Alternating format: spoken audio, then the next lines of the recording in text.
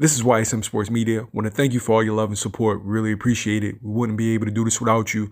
Go ahead and hit that subscribe button right now and click the notification button for all future content. Look, I already know I'm going to be in the minority for saying this, but it needs to be said. Fans, stop getting mad at fighters for asking for more money. Just stop. Last I checked, this is a sport where you can lose your life. Last I checked, this is a sport where you can have permanent brain damage. Last I checked, there isn't a pension. There isn't a 401k. There's no benefits. Like, there's no union to protect the fighters from themselves, the leeches, the sharks in the sport. No. They're on their own. Now, the one or two good managers that's out there that actually look out for fighters, I mean, yeah, they're doing their job. But what about the other 100 that are sucking them dry? That get an offer from a promoter for $100,000 and tell the fighter it's for 80. What about those guys? What about the promoters that take 33%? Oh, I forgot. Yeah, there's some managers that take 33%. Trainers take 10%, taxes, and so on and so forth. Like, let's look at the Vasily Lomachenko, Teofimo Lopez situation, right? Because that's where this rant comes from. I don't know how true Mike Coppinger's report is, but let's act like it is, right? So I think Lomachenko was getting 3.5, and Teofimo turned down 1.2. To me, 1.2 was a low ball offer. Now, I understand the climate that we're in. No fans, we're in a pandemic. But 1.2 is low. 1.2 is severely low for an undisputed fight. Now, Vasily Lomachenko, he has a network deal. I think he's guaranteed either 2.5 or 3 million. And no, Teo hasn't made over $1 million yet. And to my knowledge, Teo really hasn't headlined a fight. But still, this is a big fight. And Teo is a big part of everybody wanting to see this fight. So it shouldn't be, what is it, a 66, 33% split. It shouldn't be that. Teo should be making at least $2 million for this fight. And everybody is blaming him for turning down an offer that I think is bullshit. I think it's bullshit. Out of that 1.2, he'll be lucky if he brings home 700,000. Lucky. To be honest with you, he'll probably take home, depending on how much his manager takes, 5. Now, this is the biggest fight of his career. And he's only making 1.2 million. Meanwhile, Devin Haney, a rival of his, makes over $1 million a fight.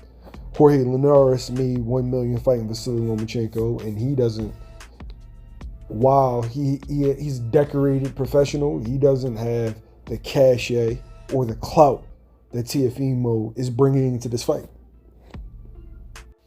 He's an in-house champion, and he should get paid like an in-house champion. He's the future of Top Rank. And I don't know what the problem is. ESPN is going to cover the budget, so it's not like the money's going to come out of Bob's pocket.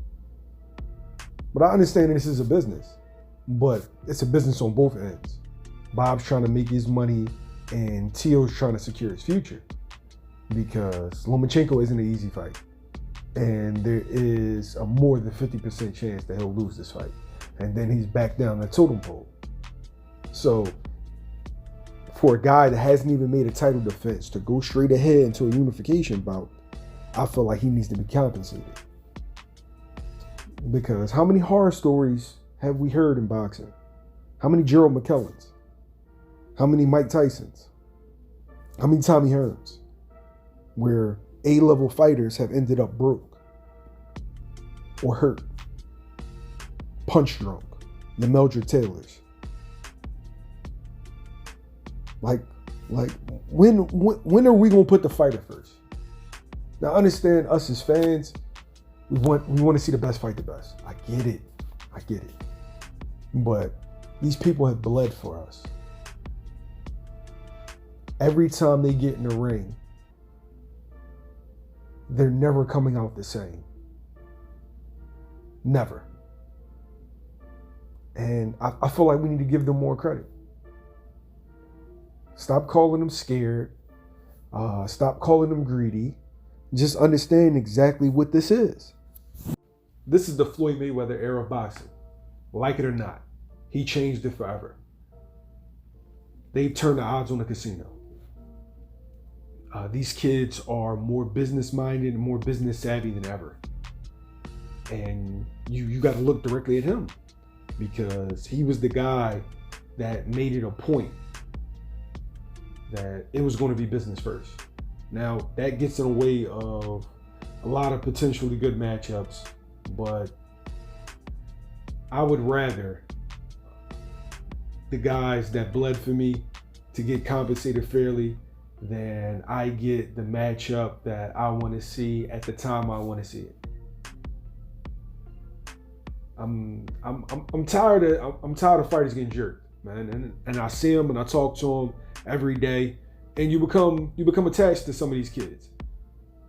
You become attached, and you want them to win. And the system wasn't designed for them to win. But now you got guys like Teo, you got guys like Ryan that they know their worth, and you either pay them their worth or they're not going to fight. So let's stop criticizing these guys, and let's commend these guys from learning from the mistakes of their predecessors. And that's just my thoughts on the situation. YSM Sports Media. I'm out.